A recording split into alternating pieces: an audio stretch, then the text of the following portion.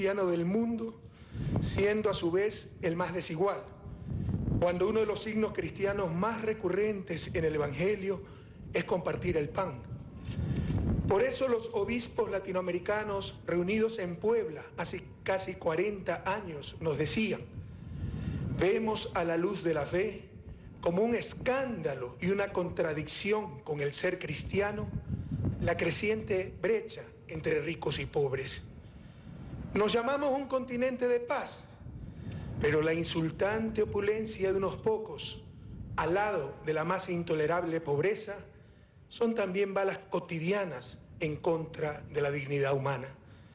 Usted, como un gigante moral para creyentes y no creyentes, nos dijo a los jefes de Estado reunidos en la Cumbre de las Américas en Panamá, cito: la inequidad, la injusticia, la injusta distribución de las riquezas y de los recursos es fuente de conflictos y de violencia entre los pueblos, porque supone que el progreso de unos se construye sobre el necesario sacrificio de otros y que para poder vivir dignamente hay que luchar contra los demás.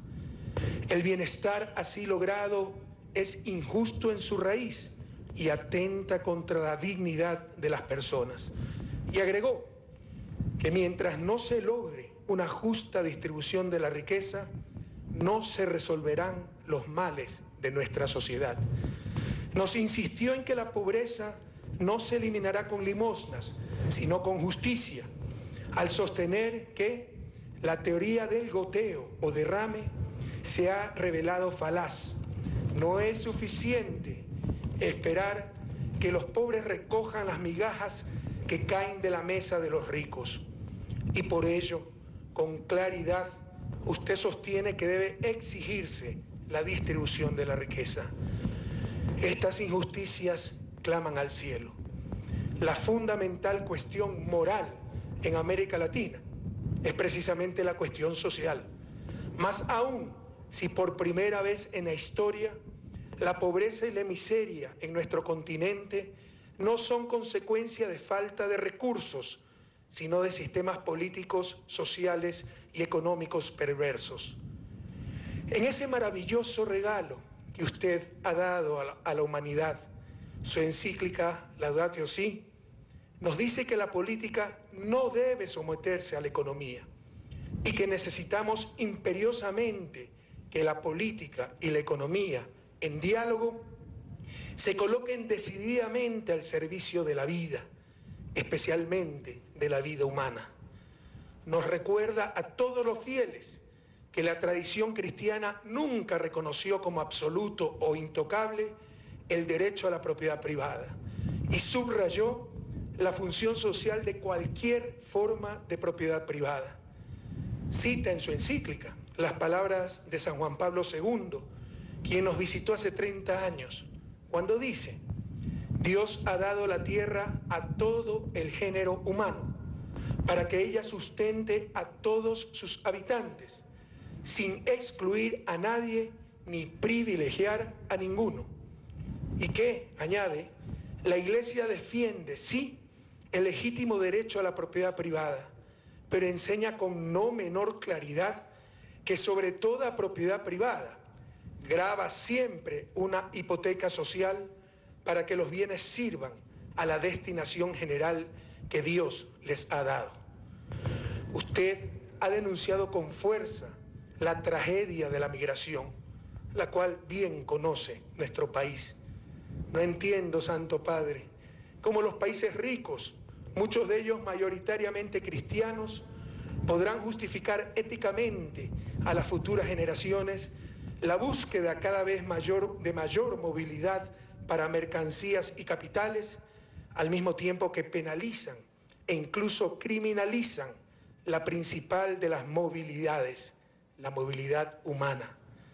La solución, como tantas veces lo ha sugerido usted, no es más fronteras, es solidaridad, es humanidad y crear condiciones de prosperidad y de paz que desincentiven a las personas a migrar.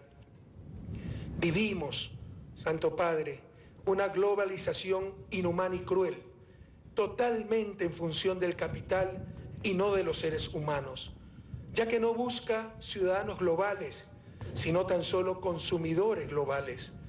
No busca crear una sociedad planetaria, sino tan solo mercados planetarios, y que, sin adecuados mecanismos de control y gobernanza, puede devastar países, como usted también lo menciona en su encíclica. Santo Padre, el orden mundial no solo es injusto, es inmoral. Todo está en función del más poderoso y los dobles estándares cunden por doquier. Los bienes ambientales producidos por países pobres deben ser gratuitos. Los bienes públicos producidos por los países hegemónicos, como el conocimiento, la ciencia y la tecnología, deben privatizarse y ser pagados. Usted en su encíclica cuestiona el estilo de vida de los países ricos por insostenible y antihumano, y acertadamente nos habla de la deuda ecológica que estos tienen con los países pobres. La mejor manera de enfrentar este injusto orden mundial es con la unidad de nuestros pueblos. La construcción de la patria grande es impostergable. Tal vez los europeos tendrán que explicar a sus hijos por qué se unieron, pero nosotros tendremos que explicarles a los nuestros por qué nos demoramos tanto. Santo Padre, en lo personal, jamás acabaré de darle gracias a Dios y a la vida por todos los privilegios que me ha dado, y entre ellos poder conocerlo y recibirlo en mi patria. El Evangelio dice: donde está tu tesoro, está tu corazón. Tenga la seguridad que mi tesoro no es el poder, sino el servicio. Tener un país sin miseria, pero también sin lujuriosos derroches. Un país que supere la cultura de la indiferencia, donde se acaben los descartables de la sociedad, en el cual trabajemos para los hijos de todos y así, juntos, alcanzar el buen vivir, el summa causae de nuestros pueblos ancestrales. La doctrina social de la Iglesia nos dice que el bien común es la razón de ser de la autoridad política. Es ese bien común el que hemos tratado de construir en Ecuador desde hace 8 años, considerando, cito, al prójimo como otro yo, cuidando en primer lugar de su vida y de los medios para vivirla dignamente, como nos dice la Constitución Pastoral Gaudium et Spes. La Conferencia Episcopal Latinoamericana, reunida en Medellín, nos decía hace casi medio siglo: el episcopado latinoamericano no puede quedar indiferente ante las tremendas injusticias sociales existentes en América Latina, que mantienen a la mayoría de nuestros pueblos en una dolorosa pobreza cercana en muchísimos casos a la inhumana miseria. Un sordo clamor brota de millones de hombres pidiendo a sus pastores una liberación que no les llega de ninguna parte. Gracias a Dios, la Iglesia latinoamericana nos ha dado extraordinarios pastores, como Monseñor Óscar Arnulfo Romero, mártir de nuestra América, recientemente beatificado por usted. Nuestro Leonidas Proaño, el obispo de los indios, quien luchó por la verdad, por la vida, por la libertad, por la justicia, los valores del reino de Dios, como él los llamaba. Nos dio un Helder Cámara, quien decía: cuando doy de comer a los pobres, me llaman santo. Cuando pregunto por qué hay pobres, me llaman comunista.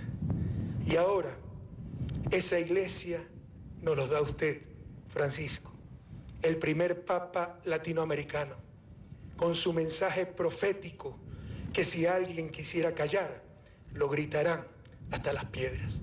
Bienvenido a su casa, Santo Padre.